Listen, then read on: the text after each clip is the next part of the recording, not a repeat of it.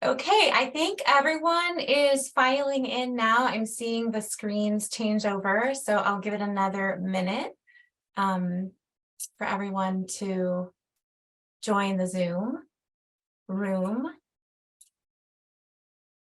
In the meantime, I'll wish you all a very good morning or a good afternoon or a good evening to everyone who's here joining us from all over the globe. It's always so exciting to see everyone's faces.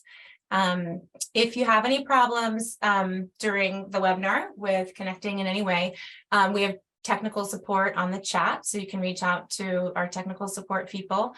As always, we ask that you remain muted. I think that shouldn't be a problem for everyone given the format. And I will shortly start and let you know how our webinar is going to go today. And I think I will do that now. So I want to wish you all a warm welcome to the Joint Global Land Program and Institute for Agriculture and Trade Policies webinar on the Land Gap Report. And this webinar started as a conversation between Sophia Murphy from the Institute for Agriculture and Trade Policy here in the United States and Naveen Ramankutty from the Global Land Program on the role of land in climate mitigation policies. And they felt like it would be an excellent opportunity to organize a webinar on the questions at the science policy interface and really begin to explore what role land could and should play in addressing climate change. And with the recent Land Gap Report release late last year, we felt this could be an excellent place to start that conversation. So Sophia Murphy, who is the Executive Director of the Institute for Agriculture and Trade Policy, will be a discussant during the webinar. And you'll be hearing from Naveen Ramankutty, the co-chair of our Scientific Steering Committee of GLP, later during our Q&A period. And so as we proceed with our webinar, we're first going to hear from our three speakers. And we've also invited two discussants, Sophia, who I've already introduced, and Peter Verburg, who is a GLP fellow and professor of environmental spatial analysis at the Institute for Environmental Studies at the Vrije Universiteit Amsterdam. And then we'll have a Q&A period, and that's for all of you. So feel free to add your questions to the chat during the presentation. We're moderating the chat in the background, and we are taking those questions, and we're going to aim to answer as many questions as we can with the remaining time that we have. And so não dá para saber, igual meu caso, é o cara, se ele vai querer o cara ou não.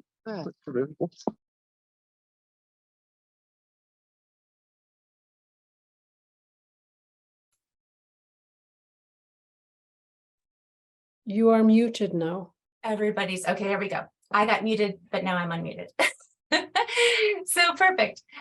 So without further ado, I'm going to introduce our first speaker, Dr. Kate Dooley, author of the Land Gap Report. She's a research fellow at Melbourne University. Kate has policy expertise on forest governments, climate change, and carbon accounting, and has almost 2 decades of experience advising government and non-governmental organizations. Kate has worked globally with environmental movements and non-governmental organizations, focusing on the intersection of forest governments and climate policy. And she's been following the UN climate negotiations since 2009, focusing on the role of forests and land use in climate mitigation. Kate has published on rights-based approaches to ecosystem restoration, the politics of forest carbon accounting, and land use for sustainable development. And just to get us all on the sort of the same page, just to start, I'm sure many of you have had a chance to look at the report, but for those of you who haven't, she's going to give us that broader overview. And just to let you know, she'll be followed by Jens Friis Lund, who will give us a political ecology perspective on the approach. And hopefully Dr. Brendan Mackey will be able to join us as well. He's had a little trouble joining with a forest ecology perspective on the approach on the report. So all co-authors. So without further ado, Kate, I will turn it over to you. Thank you. Okay, thanks very much. I'll just share my presentation. Give me a moment. Okay, so thanks so much to GLP and IATP for hosting this webinar. We're really pleased to be able to present the Land Gap Report to a new audience. And I just wanted to start by, I'll give you an overview of the report, what we did, what the results were, in a short presentation. But I just wanted to start with pointing out how many people worked on this report. So we worked on this all of last year. We released it just prior to the climate summit in Egypt. And we had, this was really a global effort from a large team of researchers. You can see here, this is just a cut and paste from the authors inside the report, but to highlight that a lot of people worked on this. And we covered several different topics. So firstly, chapter 1 and chapter 2 is, chapter 1 is setting the context, and then chapter 2 is where we present the land gap calculator and how we went about and the findings we found in terms of the amount of land pledged in country climate pledges, which I'll go into in a moment. And then we had chapters where we really dove down into different issues related to land. So chapter 3 was around primary forests and ecosystem restoration. Chapter 4 was looking at land rights, and chapter 5 looking at agroecological approaches to agriculture. And so we had experts in those different areas lead on those chapters and bringing forward some of what we see as positive solutions in the land sector for how we can have synergistic approaches between climate mitigation, adaptation, and biodiversity enhancement from land. So something is wrong with my share, so I'll just stop it and do it again. I can't seem to move my presentation forward. So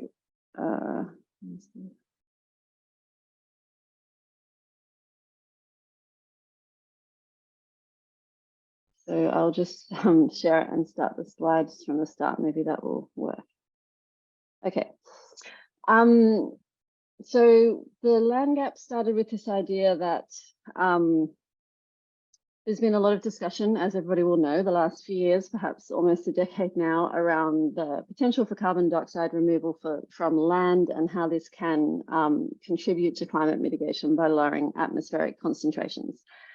And this has this discussion has been really happening at the international level. It's something in IPCC reports, and we wanted to see to what degree countries were actually picking this up and putting this in their climate pledges, and in particular, I guess, net zero targets. This all really comes to a head when we start to frame climate change as net zero, where the removals of carbon dioxide potentially balance out emissions, which is the real risk of net zero, because I think from the scientific viewpoint, the way it's actually presented in climate modeling, it's mostly about emission removals, and there's a very small amount of residual emissions that are then, it's mostly about emission reductions, as in we stop putting carbon in the atmosphere, and a very small amount of removals at the end for those residual emissions that can't be eliminated.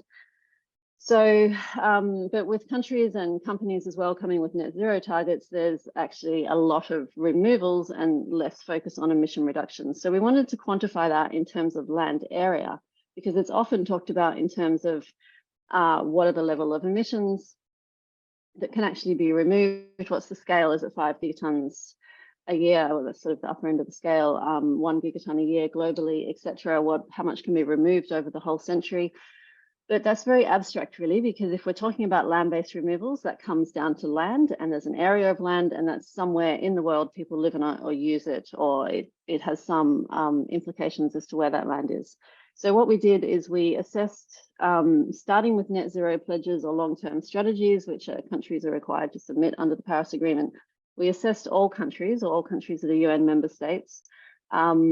And then if they didn't have a net zero target or long-term strategy, we looked at NDCs. So we didn't look at both for each country, but that means mostly we assessed NDCs, because most countries don't have net zero targets.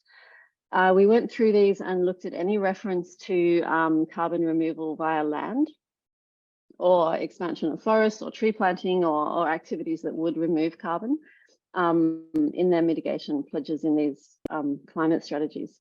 And when we found references to land and removing carbon via land, we tried to work out we tried to categorize it into 7 activities, because we need some sort of finite number of land use activity types that we can categorize land use as, to then to then be able to quantify how much carbon is removed from that land type. So these were the activities. These are pretty standard sorts of activities that are used in greenhouse gas inventories for assessment.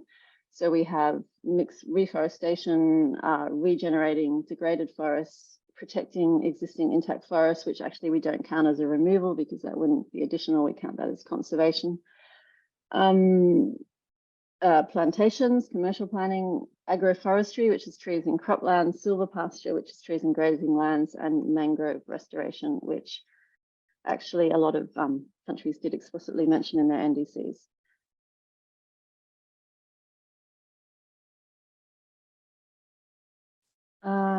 So then, yeah, I keep getting, oh, I see, sorry. I see what's happened.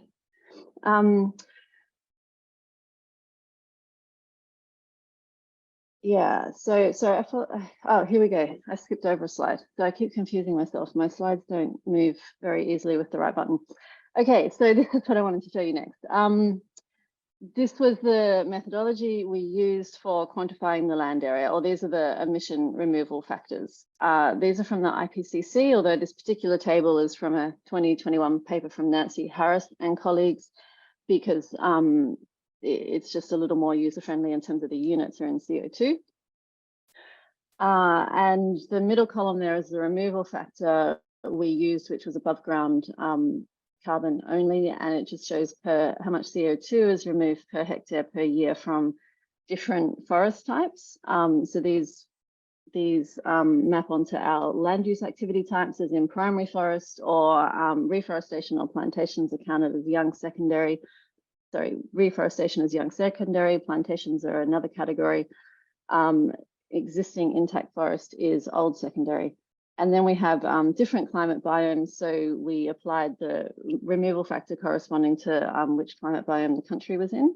And then also from the IPCC, actually the 2019 refinement, we took removal factors for agroforestry and silver pasture. Although I think we just used an average between, no, sorry. So those are the removal factors we use, that's right. And we don't have any of those activities in boreal zones.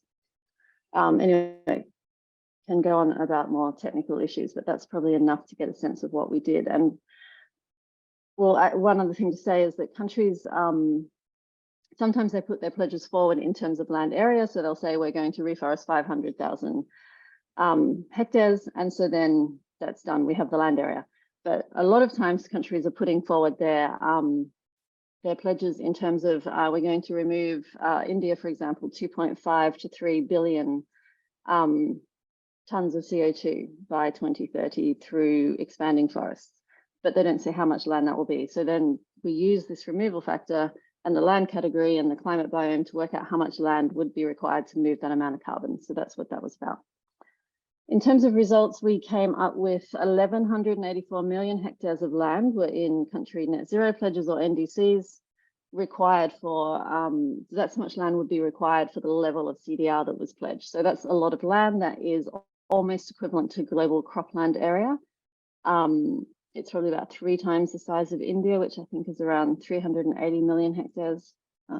People on this call would probably remember exactly. But the important thing about these results is, if you go back to our land use categories, a bit over half of that, 633 million hectares, required land use change, such as tree planting or forest expansion or plantations, and a little bit under half was land for restoration. So we counted that as restoring degraded forests, agroforestry, silver pasture, mangrove restoration, etc. So it's very promising in a way that such a large area of this and so many countries' climate strategies are actually focusing on land for restoration.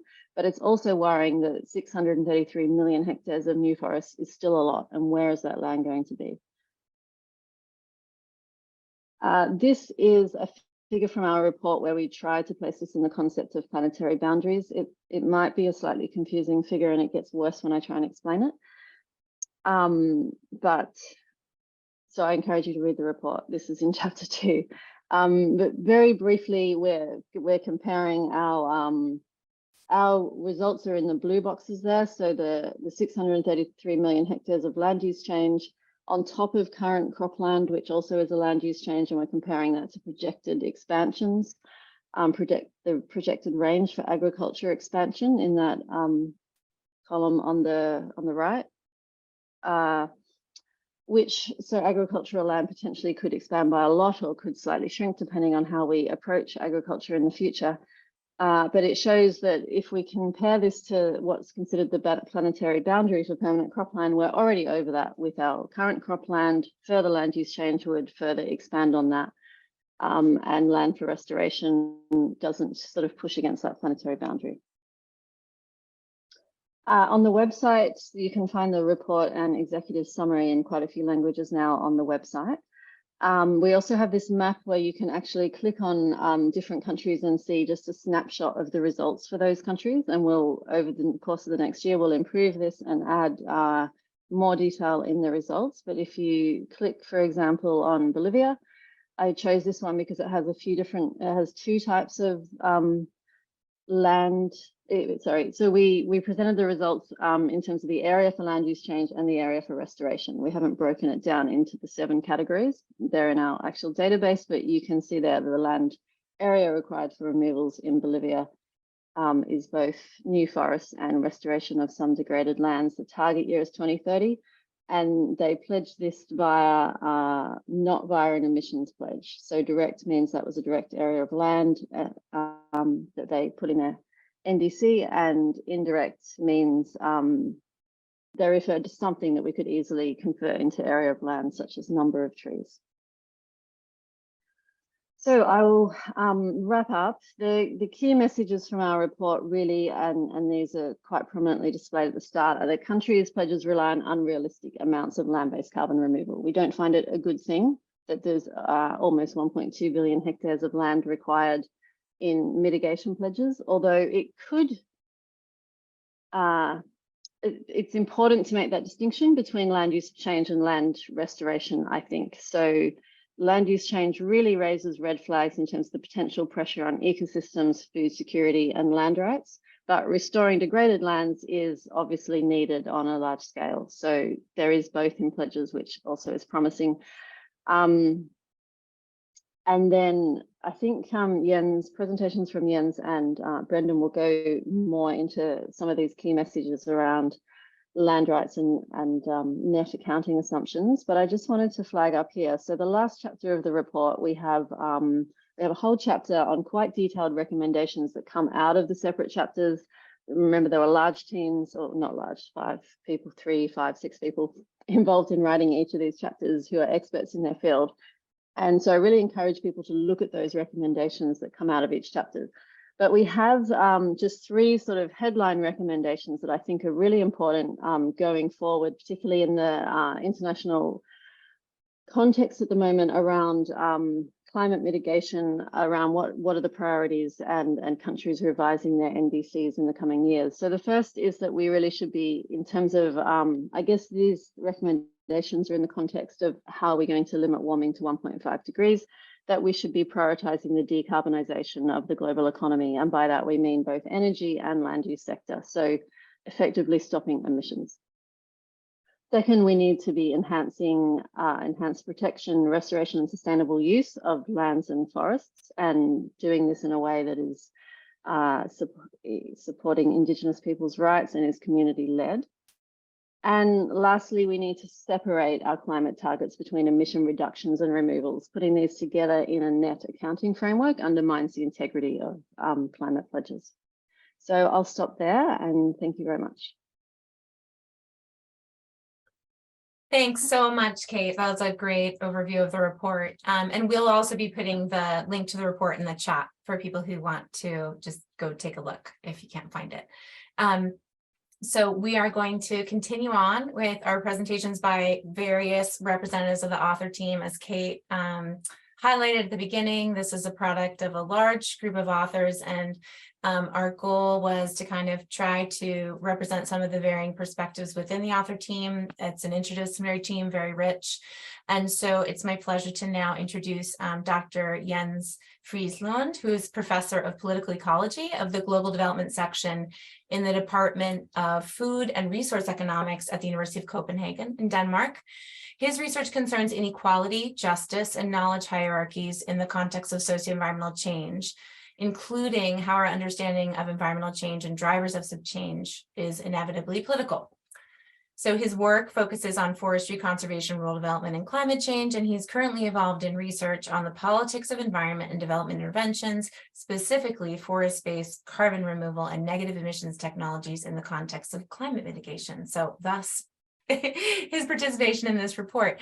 And so I am going to now turn it over to Jens. Thanks so much. Thanks so much. I'll try to share my screen here.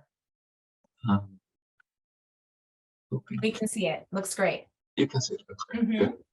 So far, so good. Excellent. Thanks a lot. And thanks for organizing the seminar, webinar.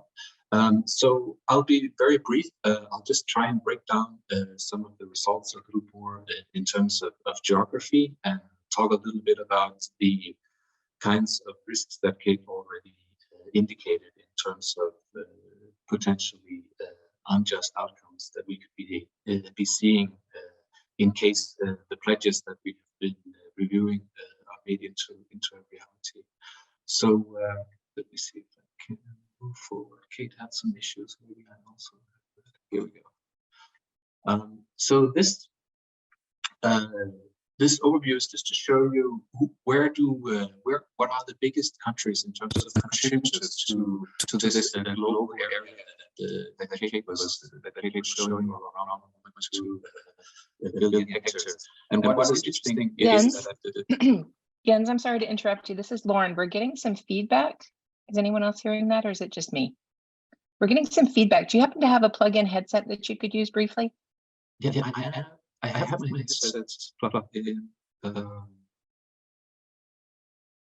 so I'm not sure what to do. I can try and change my headsets. I can also unplug my headsets.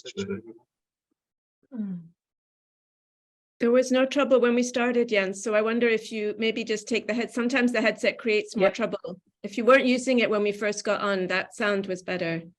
Oh, I was. I haven't changed anything as far as I know. How's it now? Still, still quite hard to understand you. Oh, so sorry. I'll try to unplug this. How's it now? No?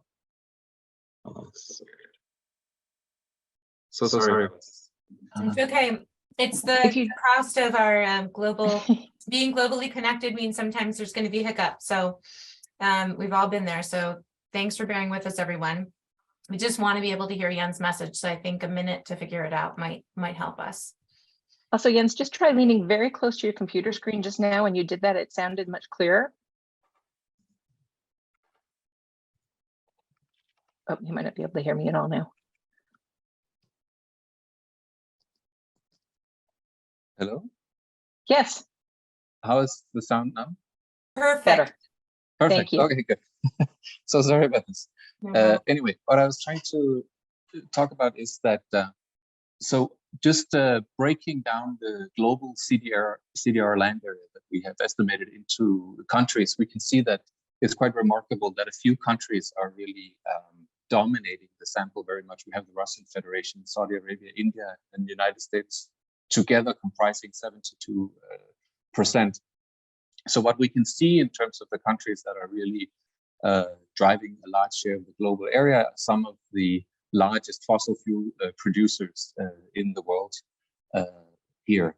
And if we then move on to show the, this shows the share of the national area that is then devoted to CDR. So rather than showing the global total broken up into countries shares, it shows what share of a country's total land area is devoted in the NDCs to to CDR. And this shows a kind of a different type of picture where we see a lot more, you could say, poor countries, countries that we would say are countries from the global south popping up, who have devoted quite large shares of their land area to CDR, to carbon removal. So we see Rwanda, for instance, with around 80%. We have India with 60%, Malawi with almost half of their territory devoted to this. So this emerging picture that we see when we break down the results is one that is maybe not very surprising, that we have some large fossil fuel producers pledging large amounts of CDR. They are also large countries, many of these, so they have large areas, which makes it less unrealistic. And then we have a lot of poorer countries pledging large shares of their national area to CDR. So it's difficult not to think of this also in the context of unequal development globally, and maybe also in the context of a potential international regime whereby some of these carbon removal results can be traded globally.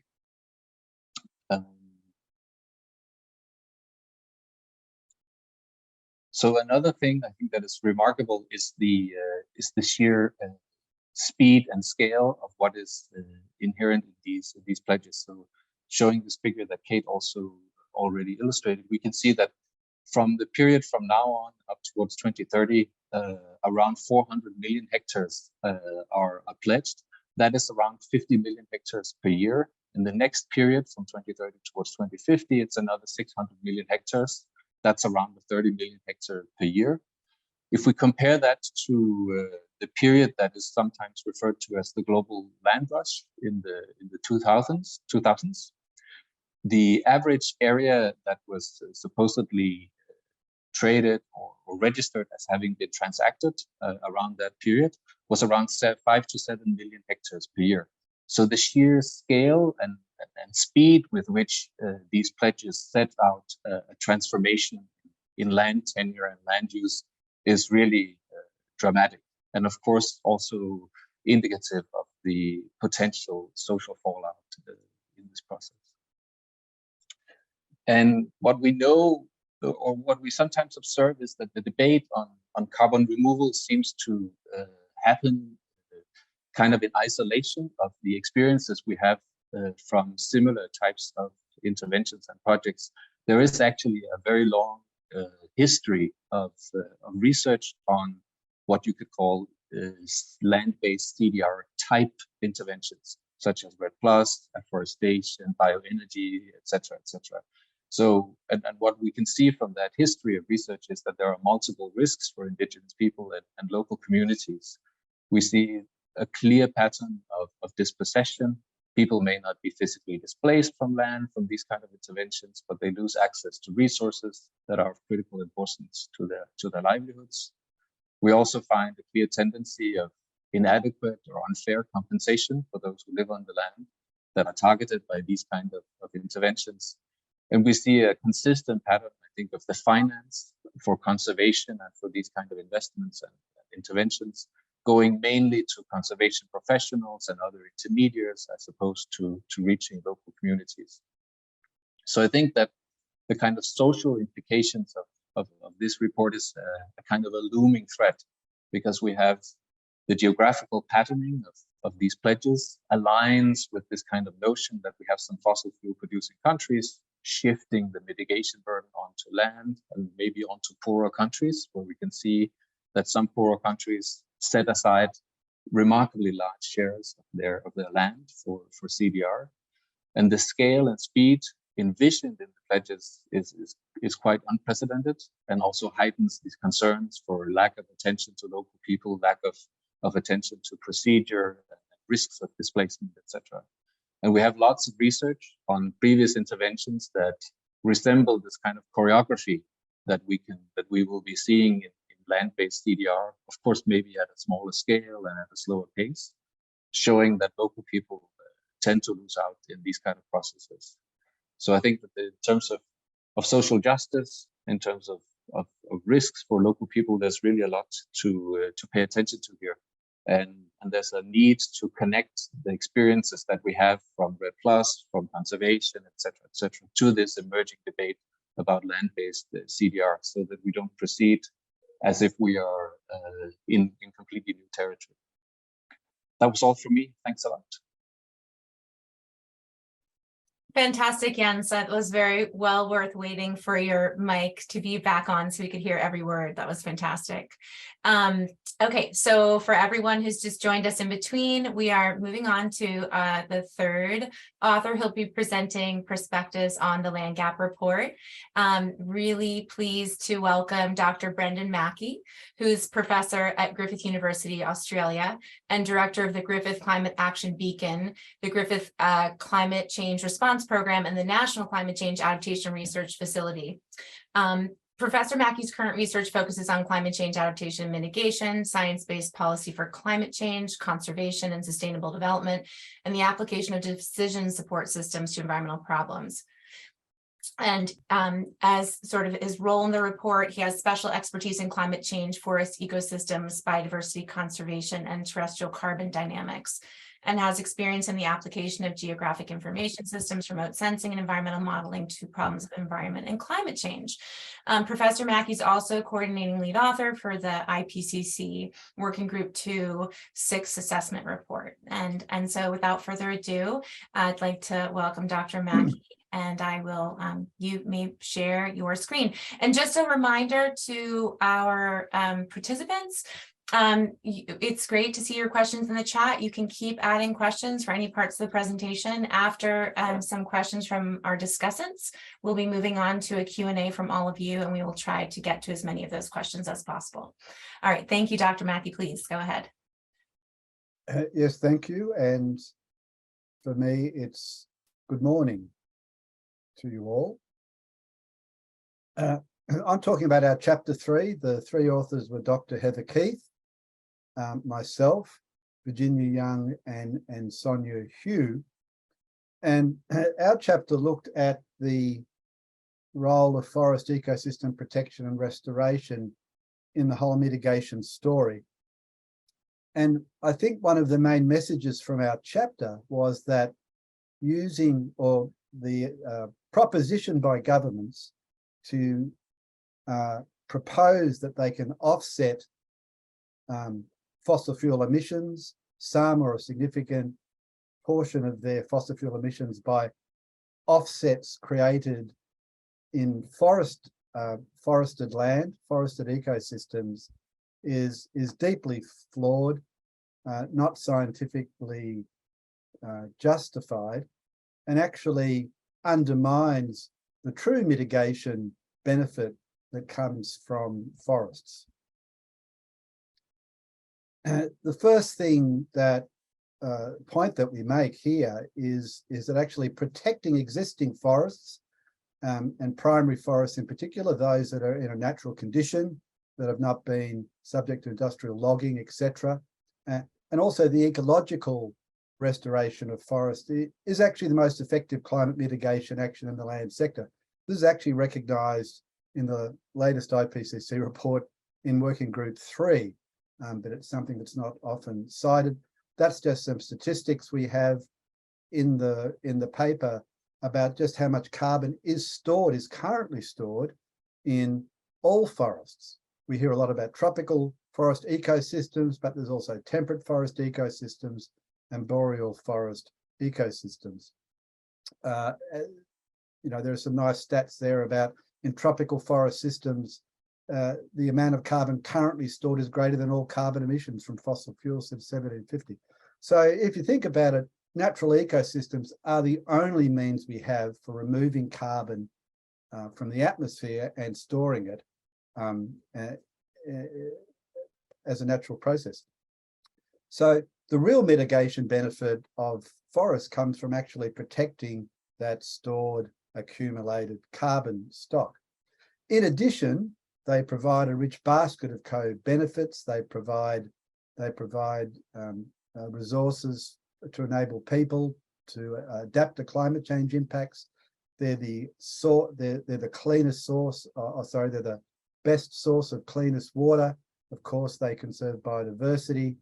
throughout the world. They're the homes of traditional people, indigenous people, local communities. They provide sustainable livelihoods, and they're actually natural pathogen quarantines because they keeping them intact prevents their fragmentation and the risk of spillover of pathogens to people and livestock. And the services they provide, we argue, are irreplaceable and can actually not be offset through new plantings. And we've got there 3 generalised forest types along a gradient of ecosystem integrity, which represents increasing stability, resilience, and adaptive capacity of those systems. So plantations have very low ecosystem integrity. It's really a human managed system. A plantation is really more of an agricultural planting. It's a woody tree crop. We then have what a lot of our forests now are, about a third of them, which are industrially logged, and this has really disrupted, depleted their carbon stocks, and degraded many of their ecosystem services. Finally, we have primary forests, which are forests which are dominated by natural conditions. These have the highest ecosystem integrity, which actually comes from their natural biodiversity, which gives them resilience and more adaptive capacity. So in the under the UNFCCC, these distinctions are not actually made. Countries are able to clear primary forests, plant trees, and claim there's been no deforestation because there's still tree cover. But the difference in the quantity and quality of their ecosystem services and their mitigation is ignored when you do that. So what we argue in our paper that at the very least, forest management and policy around what we do with forests needs to be informed by a much more comprehensive evaluation of all the ecosystem services, and we would add, through respecting the rights and traditional knowledges of Indigenous people and local communities. Of course, wherever you are in the world, be it in tropical or temperate or boreal forests, those traditional people are still there to varying extents, and their rights recognised to varying degrees. So the approach we take uses the UN System of Environmental Economic Accounting Ecosystem Accounts. Dr. Heather Keith is actually one of the main ecological advisors to that. And this is a result of some meta-analysis we did. If you look at the middle column there, where this was an economic valuation of the contribution to economies from the ecosystem services provided by forests, at least those ecosystem services where you can sensibly get an economic valuation. And you can see those numbers there. This is a kind of global estimate that the smallest number is actually logging, what we call the native timber.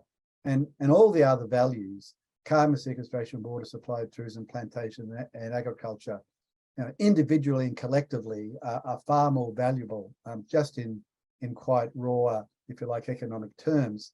And we don't, decision makers rarely see these kind of numbers. All they see are the numbers that come from native timber logging. Often those actually come at great public subsidy as well, which we haven't taken into account here. So we like to talk about the basket of benefits. A lot of those we can sensibly put an economic valuation on, others we can't even do that. But when you put them together, they actually far outweigh societal value compared to timber logging. And that's enough on that one.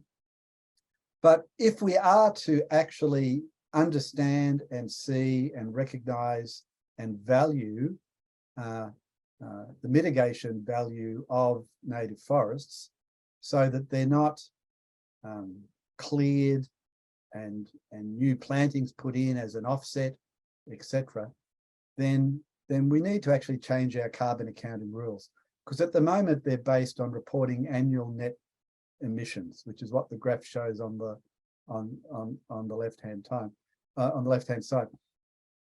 Reporting annual net emissions is actually quite a sensible thing to do for the fossil fuel sector, because fossil fuel naturally doesn't degas into the atmosphere, so all emissions are anthropogenic in a one-way flow. But on the land, it's much more complicated because, as I mentioned, ecosystems naturally remove carbon from the atmosphere and store it. And that's their mitigation value is actually in the stock. So what that means is we need to be tracking both the annual flows, but also the annual changes in ecosystem stocks. And that's what the SEA system of environmental economic accounting, ecosystem accounting actually allows us to do. This means we have to report on gross losses and also gross removals. Gross emissions, which are the losses from the system, and gross removals, which are the gains. And we need to disaggregate this by sector. I say this because the logging industry has completely distorted our understanding of this because of the reporting of net emissions.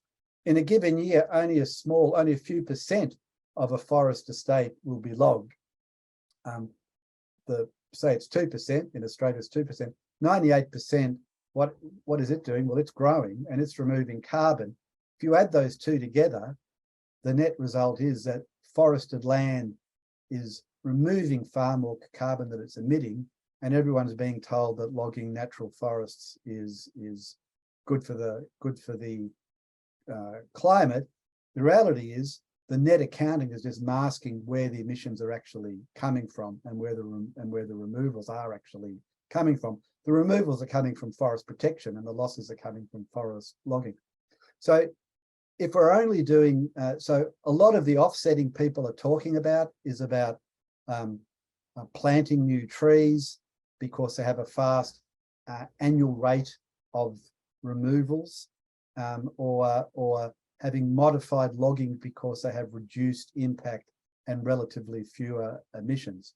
But again, this completely undermines and distorts the mitigation value of actually protecting forests, as well as all the other benefits we get from it.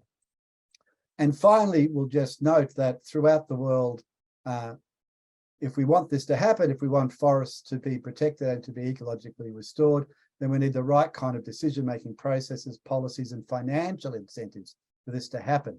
These are particularly needed for Indigenous people and local communities, but also landowners and governments generally. They need to be provided with the necessary financial resources, capacities. We need effective planning and strong governance. These are all needed to maintain primary forests and improve their conservation management. And at a landscape scale, we also need to think about buffering perimeters and reconnecting fragmented areas. And I've just got there on the left a wonderful example of that. 11 million hectares of the Amazon forest, traditional land of the Kayapo, who through their tribal alliance, supporting NGOs and various micro enterprises, actively patrol and protect their forests from logging, mining and ranching. And the blue area, demarked area, is the Kayapo Tribal Alliance. And around it, all the red is the burnt and cleared areas. So if Indigenous people are supported, if they are given the resources and capacities and planning and governance they need, then they can and do protect their forests. Thank you. Thanks so much, Brent. That's perfect. Okay, so we're going to have a lot of time because these presentations have raised some really interesting, really interesting questions. I'm seeing some of them come through the chat now. So we've invited two special discussants from the IATP and GLP communities to sort of look at this sort of different questions, both from the policy angle and some of the land science in the report. And we thought we'd start there, and then we'll proceed on to another sort of section where we'll have time to hopefully address a lot of the questions from everyone present here. So I believe I'm going to start the discussion session. And I would just like to, again, just as people filed in at different times, I want to first introduce Sophia Murphy and Peter Verberg, who are our discussants. Sophia is a food systems and international economy and policy expert and advocate who has focused on resilient food systems, agricultural, and international trade.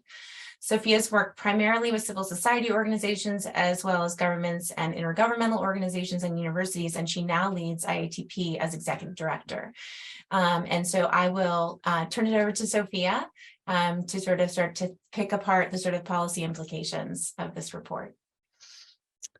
Thanks so much, Ariane, and thank you all for the presentation and the chance to get into this report. We're really excited. IATP is a small nonprofit based primarily in Minneapolis, and we work on the intersection of climate and food and agriculture, and see this report as a really important contribution. And I guess I'm reading it very much as a policy person. And so I thought I would just pull out for me what the main messages I took away were, and then come to a question about what we do with it. And so as I understand what I read, first that we have these assumptions about what a land-based climate mitigation strategy could be. That's false. It's based on poor science, a failure to disaggregate emissions, to understand two-way flows with the land. You know, that there are sort of scientific errors, if you like, in the way things are counted that are misleading us. And that those assumptions are also quite dangerous. One, because they won't deliver. We won't be able to do what countries are hoping to do. It doesn't add up. But also because it threatens the people who are currently doing the best we have in terms of managing, especially forested areas. And those people, Indigenous peoples, local communities, are the ones who lack the political, economic, and social power to be heard. So you have this, and it was really clear in Sharm el-Sheikh, I felt at the climate conference, the way that the money and interests in emphasizing removals have a lot of money behind them and a lot of power, and they're coming in at a whole lot of people who don't really have a seat at the table in the climate conference at all. Also, that the climate outcomes of a biodiversity-led strategy would be much preferable to the biodiversity outcomes of a climate-led strategy. In other words, I'm interested in how we can, there's some risk attached, it feels like, in a climate-based entryway into trying to deal with all of the issues we have for land and agriculture, and yet really important climate benefits associated with trying to get a grip on soil health and water and all of those things. And so that feels like that comes to this need for better indicators, the need for independent enforcement, and this questions of place and context and scale that are also important, and that I think climate conversations, it's hard to have that sense of place and scale and history context when we're doing a kind of planetary assessment of how much greenhouse gas we can take. So coming finally to the question, it was really about where your report, but also the discussions, which I'm sure you must have had figuring this out and bringing it together, where did it leave you on the question of the most promising levers for change around public investments, around, you know, what do you think are the most hopeful places to build on and amplify where we see success? And also where kind of which institutions you feel are best suited for bringing this debate forward. And in particular, I don't know how you see the UNFCCC as a space for this meeting of land and agriculture concerns with climate, but more generally, if there are other institutions or places that you see are promising. And I could address it first to Kate. I feel like it's an open conversation to the team, that you probably must have thought about some of these things, and I'd be interested to hear what you think. Yeah, thanks, Sophia. I could start briefly. The others might have more to add. So firstly, your comment that a biodiversity-led approach to climate strategies is much more beneficial than a climate-led approach to biodiversity. I think that captures it very well. In the past, I've talked about we need a biodiversity and land rights first approach to CDR, and I think the real danger in the UNFCCC and climate mitigation space is that CDR and land-based CDR, most carbon dioxide removal does rely on land, has been taken out of the context of land and the land issues. And that was really the driving motivation for this report, to bring that land context front and center and make people think about the biodiversity and land use and land rights implications of CDR. In terms of your question about institutions, Yeah, I mean, for a long time, I think there's been a push for a global forest treaty. Actually, Brendan can probably talk more about global institutions from that sense and many decades of conversations. But I think at the moment we have shortcomings in all our global institutions. Obviously, the CBD, the Convention on Biodiversity, and the recent framework for 2030 brings a lot more beneficial aspects to how biodiversity and land is treated than any decisions under the UNFCCC. But I think it's not so much at the institution level, and changing those or having new institutions is very difficult. I think the current institutions could address these problems and are well placed to do so with some changes to their what would I call it, to the mechanisms they put in place. And so in the UNFCCC, for example, what its strengths are that it brings a global governance framework for carbon reporting and accounting. And Brendan outlined some of the changes that are needed there. And I think if we had a separation of emissions from removals in the way countries reported their emissions, that would be a simple and huge change that could still happen under the UNFCCC. And then the other thing is, and this perhaps relates more to the IPCC than the actual governance institutions. When we talk about carbon dioxide removal from land, and when researchers and scientists talk about it, it can't be done outside the context of thinking about biodiversity impacts. Like, there is no excuse for talking about any land intervention without thinking about biodiversity and the impacts on people who live there. And there's been a calls, for example, for a joint IPBES IPCC report around CDR. I think what's needed is any discussion of CDR must take into account those contexts, biodiversity and land rights, and to not do so should be considered just scientifically flawed from a social science perspective, from any perspective. So we can improve how we address these issues in our existing institutions. Could I add something there, Ariana? Yes, please go ahead. Yeah, Go ahead, sure. Brendan. Yeah, definitely jump in. Yeah, so yeah, I agree very much with Kate said, and I think there's an underlying fundamental flaw that's been misguiding everyone's thinking for 30 years, and that I think is the failure to recognise that fossil fuel emissions are additional to all the carbon that's already stored in ecosystems, and that's naturally cycling in the faster part of the global carbon cycle between the land and the atmosphere and the surface oceans, at least. So protecting, and it's a vast amount of carbon, irrespective of fossil fuel use, there's a vast amount of stock of carbon stored in terrestrial ecosystems. So even if we were to stop fossil fuel use tomorrow and continue to deforest all the world this century, right? Like it's a major source of emissions, right? Deforestation and degradation, land clearing and land conversion alone will take us way beyond 1.5 degrees. So we've really got two emission problems. We've got to stop using fossil fuel, and we've got to cap emissions from deforestation and degradation.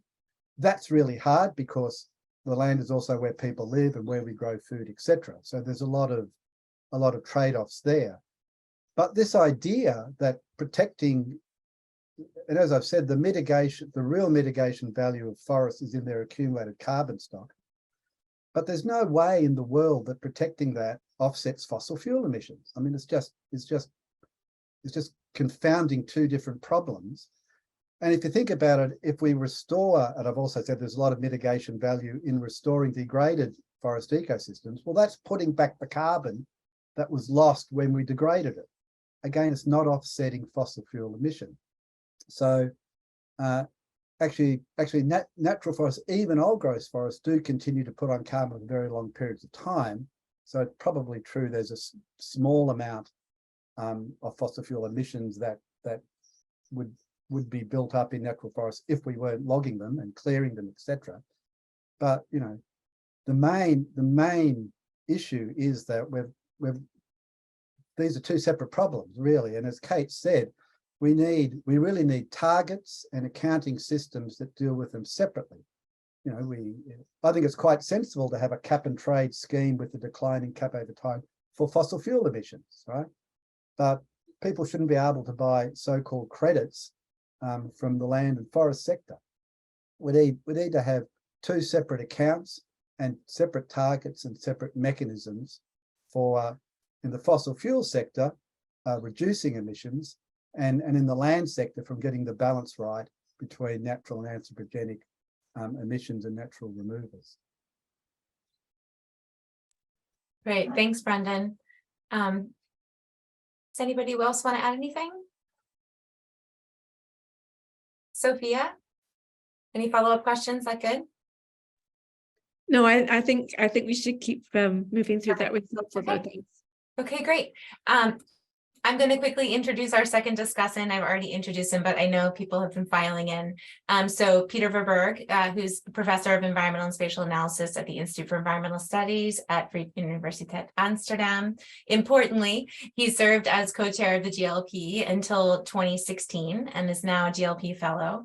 And he most recently served on the Earth Commission, whose report aims to define specific targets for a stable planet, which I think is going to be out soon, sometime this year. So I think it's a really opportune time to, be pulling these threads together. So Peter, please go ahead, take the mic.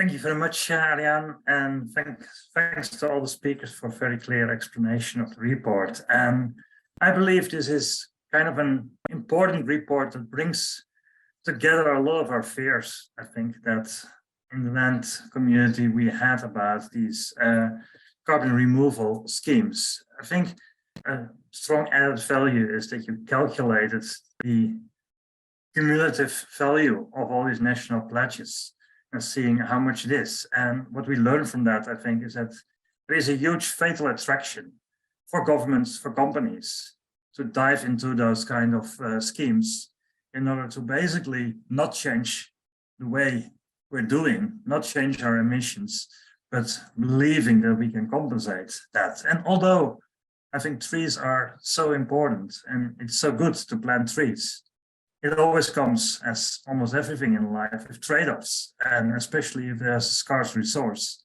and land is a scarce resource. We don't have available land to plant all those trees or do all that restoration. And that's, I think, the basic message. I think the important message of the report, that there's limits to these schemes and that we're in the pledges already far above those limits, and that maybe, and I think Brandon was just mentioning that, the only real solution that we have to first take is reducing our emissions. And then land-based carbon removal is maybe an option for the remaining residual emissions that are still there. I think your recommendations of your report, I think they are very good, and they are also very discouraging to all these schemes. And I think for good reasons, because I think the point that you make that we should first start protecting the ecosystems that store a lot of carbon in them before we build new ones or plant new trees is a very important one, because you can lose carbon in those ecosystems very fast, and rebuilding carbon in new ecosystems, if ever fully possible, takes a very long time. I also think it's very good that you mention agroecological approaches for farmlands, not only for improving the resilience of those farmlands to climate change, making them more sustainable, less emitting, but also even for the carbon that you can store in those farmlands by integrating them, having higher organic matter, and all those things. But even while agreeing on a lot of those things, I'm wondering, and that's a question to you, if I look at the biodiversity situation and the science in that, we see that in a lot of regions, we're far below the critical ecosystem area that we need to avoid extinctions. A lot of ecosystems have been converted in past decades beyond a level to agricultural land, often beyond a level that is good for biodiversity.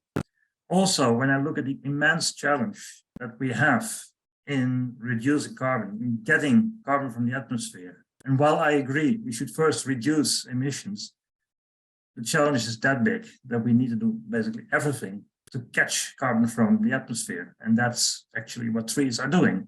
So I was wondering, in your report, you don't talk a lot, you take agricultural area basically as a given, as a thing we need to protect and avoid that we would use that land because it feeds people for this carbon reduction. And I was wondering, basically, if we look at the other part of science in terms of the agricultural systems and our diets, there is also a huge leverage point in changing our diets, reducing overconsumption, reducing food waste, but especially moving to more plant-based diets can reduce the amount of land we need for agriculture quite substantial. There's big consensus, although the real numbers vary a lot on that. Wouldn't that land that we could free up still be a resource to do this additional restoration for biodiversity, do this capture that carbon that we cannot capture by just conserving the nature that we have, but adding to that base as well. So I would like to hear your response to that, and basically also why you didn't include those scenarios of available land in your report. And yeah, I don't know if Brandon or Kate is the right person, so feel free to jump in. I think all of us could answer this to some degree, but Jens appears to have his hand up. So should we go first to him? Yeah, so I think part of it is maybe in the figure that Kate showed, the very complicated figure where there was actually scenarios showing a decrease in the agricultural area. What I can say is that I've been looking a little bit into the work by WRI, Timothy Searchinger, and the team there has written extensively about this, and they have lots of different scenarios for food futures, and even the scenarios where there is a kind of a relatively, you could say, progressive dietary change. There's still land pressure, right? It's not like the agricultural land area decreases, the cropland area decreases dramatically. So, so the question is, I don't know in detail what the figures are there, but I think it's a big question how far we can get with that. But it's absolutely, I think, a requirement for all these other things to even be imaginable. These ideas about restoration, etc. There are dramatic changes in the food system, also from the demand side. I think there's no way around that. But Kate, you might have more details. Perhaps just briefly, I mean, yeah, I agree that we need dramatic changes in the food system, and dietary changes can certainly free up land. I tend to, and this is not just in the land gap report, but in other research I've done, avoid building that assumption that there'll be more land into scenarios because there may not be, and the sort of competition between land for carbon dioxide removal, say via tree planting, and land for food production shouldn't be a competition effectively. I also think that, and I haven't, so we did look at some of these different land demand scenarios in the report. I think it's in section 2.3, somewhere in chapter 2, and that's where that the range of scenarios and the figures come from. So they're discussed a little bit more, and we discussed that dietary change can reduce the land required for agriculture. But I mean, going forward, looking to 2050 and 2100, I think to maintain the existing land, to not expand agriculture will actually require dietary change. So it's not perhaps so much a matter of freeing up land, but not converting more land to agriculture. I would just say that, and that we really did try to emphasize, totally agree with you on the point of ecological and ecosystem restoration. We tried to emphasize that that's where countries should be focusing on in terms of any CDR action, and that includes agricultural lands, that agricultural lands can be restored while maintaining food production.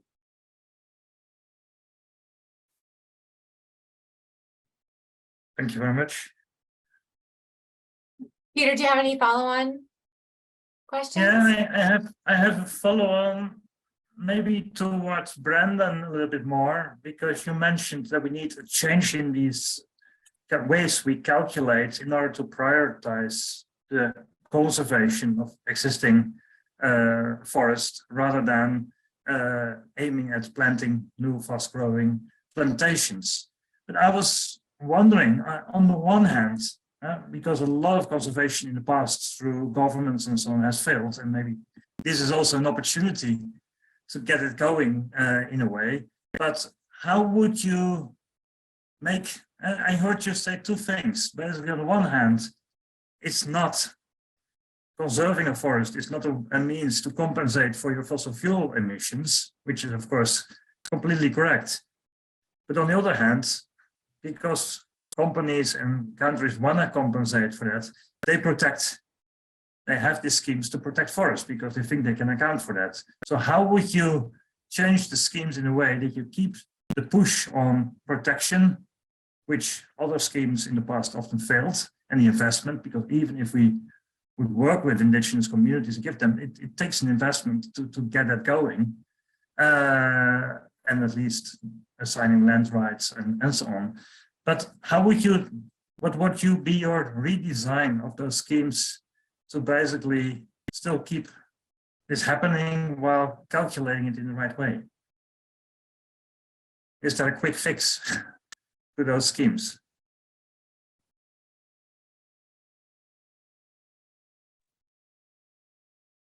As I said, one important step is to bring in a more comprehensive carbon accounting scheme that draws upon the UN System of Environmental Economic Accounting ecosystem accounts, because it recognises the stocks, ecosystem stocks, and that the quality of them affects the flow of ecosystem services. So that that is a very important kind of foundational step. I think we can readily dismiss the idea that the only source of money for protecting forests and restoring ecosystems is essentially some kind of fossil fuel carbon offset money, right? I just think it's completely flawed, and where everyone's kind of been fooled into thinking that's the only source of money. I mean, there's many other sources of money, and there's many other kinds of schemes we have to give incentives. I mean, there's the whole framing of payment for ecosystem services, right? And if you wanted to direct some fossil fuel money to the land sector for doing good work, you could invoke the polluter pays principle, right? Which is well established in other areas, where if you want to pollute, above your allowed level, you get fined a big fine, and that money goes into a fund which does good environmental work, without any pretense that you're somehow offsetting the emissions. That's one approach. Another approach is, how many hundreds of billions are going in fossil fuel subsidies that could be redirected to more useful kind of subsidies? That's another one. So, I think there are mechanisms that we have experience with in other areas that can be brought to bear here. And there's already massive agricultural subsidies, right, going on everywhere. In terms of Indigenous, it's, we've been working with local communities and NGOs and research colleagues in 7 case study areas around the world, looking at these issues on the ground, including the Kaipo Alliance that I showed before, also in the Equator province in Africa, and also in Papua New Guinea in Melanesia. And very similar stories emerge in terms of, you have local and traditional people who actually want to maintain their forests, but they also, they're engaging with the modern world. There's a need for some cash flow. They want health services, communications, education, but they want to maintain their traditional culture and their forests.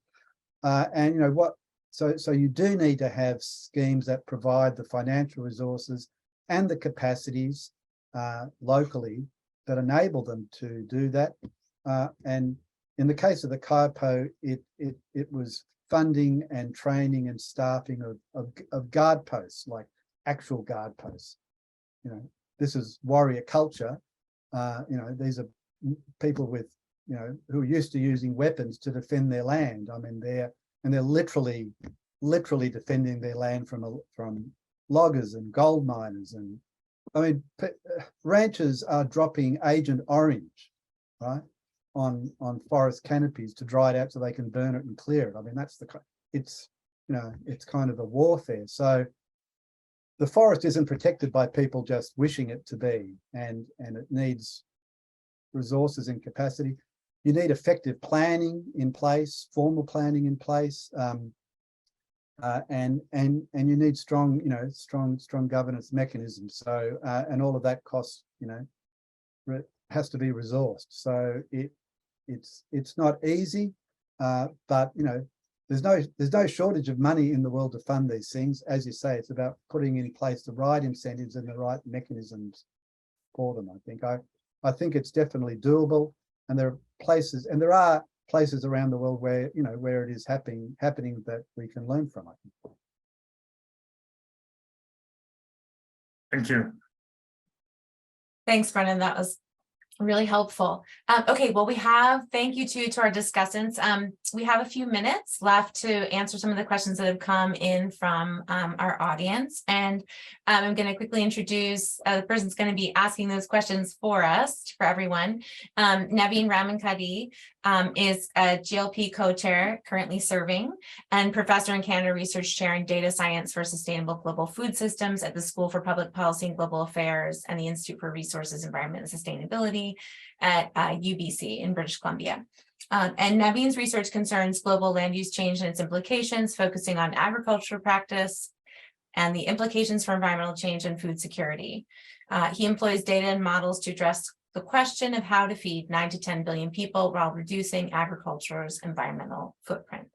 And so I will turn it over to you, Naveen. Thanks, Ariane. Thanks to the speakers for those really succinct and clear presentations, and also for that conversation with the discussants. There are also thanks to you for addressing several of the questions via chat, so we don't need to go over them, but I thought I'll pull a few interesting ones that have come up. One that's already been addressed, a question from Rachel Rose Jackson, who asked to confirm if the land gap report does not include corporate climate pledges and or corporate net zero plans, I suppose, and was asking, you know, what are the implications of including that? You know, what would be the implications of land? And I know that Jens already had a back and forth on that conversation, but I guess my question back to you, sounds like you're already working on it. To what extent do you think corporate climate plans will be additional to the national plans? Or my question is, are the corporate plans already considered to be part of the existing national pledges? Yeah, so I guess it's you could say it's two separate accounts. So if a corporate actor invest in afforestation in a given country, it would be counted towards that country's NDC, the resulting removal in that particular country, unless, you know, unless we see developments in the way that the kind of voluntary carbon market will be integrated into a potential new global market under the Article 6. So in that sense, it's two separate accounts. But what we can say is that the kind of rush from the corporate side now to invest in these kind of things, which is quite dramatic at the moment, or quite massive at the moment, could be seen as an indication that some of these things might come to happen, right? Because there's a lot of finance being pushed towards it that governments might not be able to muster, not immediately anyway. On the other hand, we also saw a major, rush on the voluntary carbon market before the financial crisis in 2007, 2008, and that then disappeared, right? So I think what we can say with this, what's happening in the corporate world is also dependent on these market fluctuations and recessions, et cetera, et cetera. So I think it could disappear again. There is a chance that disappears again, and I don't think we should bet on, we shouldn't rely on corporate finance to be the driver for the kind of conservation or restoration things that we'd like to see. Just as we shouldn't, be sure that or shouldn't anticipate that corporate action will focus on the kinds of restoration that we're looking for, whereas they might focus more on tree planting and other things that generate lots of removal but have no co-benefits in terms of local social equity, but also in terms of biodiversity. Thanks, Jens. There's some interesting climate accounting questions there as well, especially if you think about multinationals with homes in many different countries and how the carbon will be counted. I don't, in the interest of time, I'll move on to the next question. I think there's a lot of interesting follow-up conversations that could be had. It's a question from Elaine, who asks, how does the accounting take account of destruction of forests by fires, diseases, insects, and so on, as well as climate-related extreme events, for example, all of which might reduce forest fires, reduce forest areas. Yeah, so how do we think about land?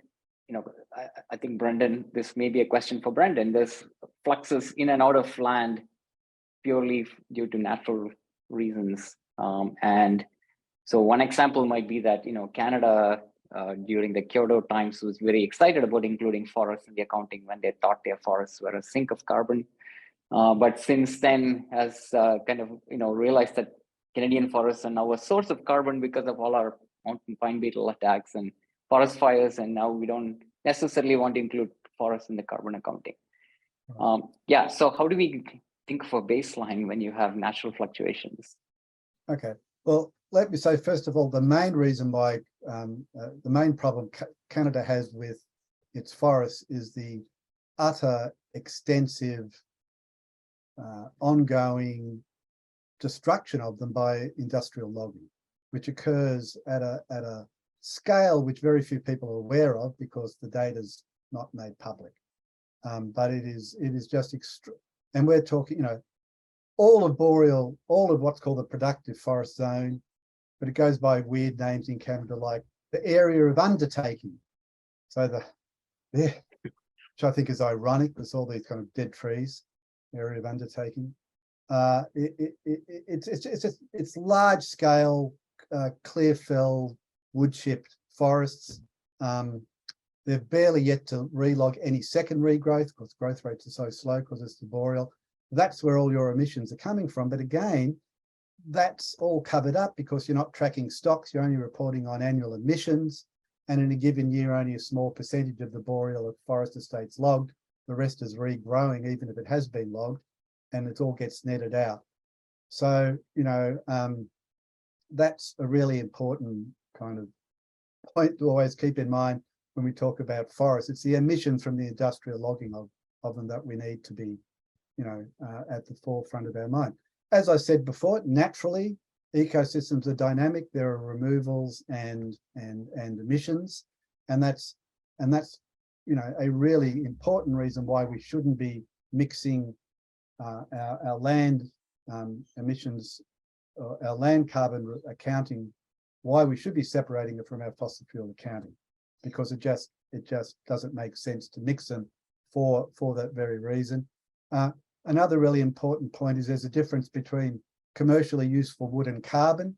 We've done studies on this with colleagues, David Lindenmayer, in forests in Australia, which are amongst the most carbon dense in the world, the mountain ash forest, and we showed that 90%, when looking at how much biomass carbon was in a forest before and after a major, really intense wildfire, about 90% of it was still there. Right? What burnt in terms of oxidized was mainly leaves and litter and bark and small things. But most of the carbon is in the woody biomass of big old trees in a natural forest. And even if a forest fire kills the tree, it doesn't oxidate all the carbon, right? It's still there. It's just gone from the living biomass pool to the dead biomass pool. So again, a lot of the emissions from wildfires are short-term emissions. It's short-lived growth, foliage and bark that will regrow easily within a decade. From a climate change point of view, it's not actually very relevant in that to that extent. But because we do annual net accounting, it looks really bad. And because we then do net accounting with the fossil fuel sector, it really blows out the numbers. So again, we think we have a problem here where we actually don't. We have a problem because we've combined fossil fuel accounting with land and forest accounting, and we think we have a problem because we did net flux accounting, not kind of longer term stock accounting. So I think it's a bit of a red herring, if I can use that expression to some extent. It's because we're not doing the accounting right that it looks like it's a problem, in my view, in my opinion anyway. Thanks, Brendan. Okay, I think we are getting close to the end of time. So I have one more question to ask, and hopefully you'll take a brief response from one of the speakers. So this goes to all of you. It's a question from Matt Fagan. It's kind of a more philosophical question, maybe. Should countries even be allowed to use unrealistic land-based NDCs in their commitments? To what degree are NDCs just accepted without question, so the need for rigor is low? I'll just kick that off. I think the key here is they're not nationally determined commitments, they're naturally determined contributions, and that was the diplomatic nuance of the Paris Agreement, that they're voluntary, if you like, contributions. They're not commitments, and so and that's why the bar's so low on rigor. That's why there's that currently a lack of rigorous valuation in receiving them. Hopefully the global stock take is where this kind of rigor would occur. Yeah, I'll just add a little bit more to that. So some more of the nuance around NDCs, and this was very prominent when they were agreed, is that they're nationally determined. And so there's very little in the way of guidance or what should be in there and how. But under the Paris Agreement, and there's sort of a distinction between NDCs, which are pledges for future contributions, what countries are going to do, and then the transparency framework, which will assess the reporting to the UNFCCC of what countries actually did do. And so there's a little bit more rigor on the reporting side, and then there's a review process. But it's very sort of facilitative, because this is really about encouraging and bringing countries on board, rather than any sort of top-down rules that force countries to do anything because they can't be forced. So the nationally determined aspect is what's really key there. But in terms of the global stocktake, I'm glad Brendan mentioned that. The global stocktake is looking in aggregate at the ambition, the collective ambition from NDCs, and I think it would be very good if the global stocktake included in aggregate the amount of land area that is implied in NDCs, because to sort of make that more prominent and understand that there is this large reliance on land in NDCs would shine a light effectively on the potential lack of rigor there. Thanks, Kate. And I'm seeing more questions file in, so I'm really happy. We're not going to have any more time for questions, but it's showing, how vibrant, this debate is, and just there's so much to talk about and figure out. So with that, I would just ask, we have 5 minutes, and just for a few closing thoughts from each of you, Kate, Jens, and Brandon, if you want to add anything, and I will close it out after that. And thanking you all. So I'll turn it over to you first, Kate. Okay, well, I just wanted to thank everybody for this really interesting discussion. I've learned a lot, and I do feel like a lot of ideas have been crystallized and communicated very clearly. I think in particular, so I'm going to wrap up what other people said, because I only really just gave an overview of the report, but in particular from Sophia on our biodiversity-led approaches to climate are much more beneficial than climate-led approaches to biodiversity. And I think Brendan has really spoken very succinctly and clearly on some of the accounting issues and the need for a difference and separation between fossil fuel accounting and land and forest accounting, and that needs to be explored a lot more. Great, Jens.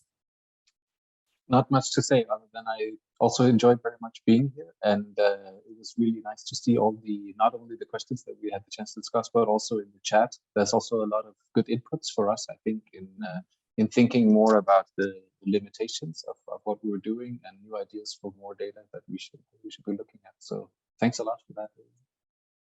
Great. And Brendan?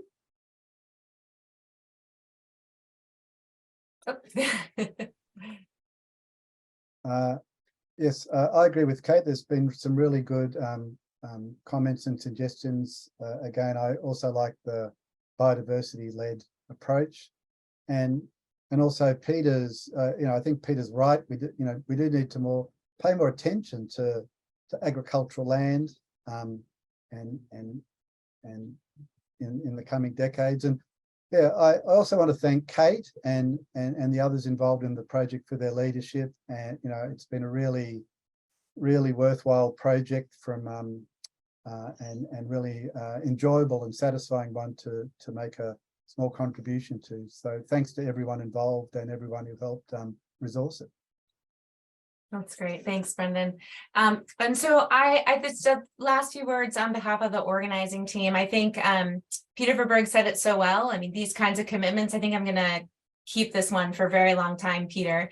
The idea that these kinds of commitments are a fatal attraction, and that yet we know that from whatever perspective, whether that be biophysical or social or economic, there are in fact no silver bullets, and which is why it's so very important for communities and organizations of science and policy and advocacy and practice, which is who convene this meeting, the International the Institute for Agriculture and Trade Policy and the Global Land Program. And our goal here really is together to collaborate and push forward these conversations, bringing policymakers, practitioners, advocacy organizations, scientists together is the best way that we can start to see, where are the real,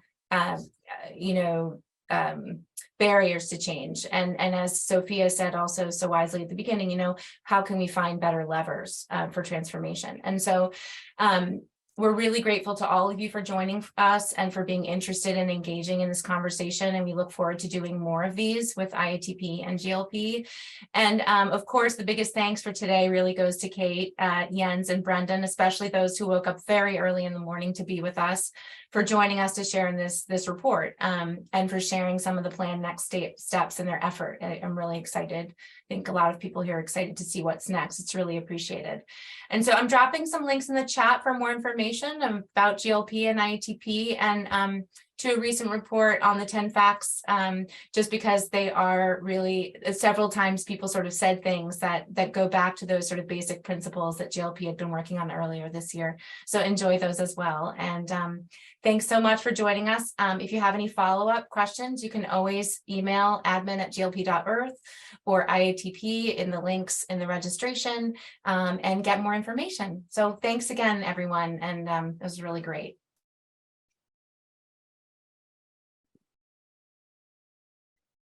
Thanks so much.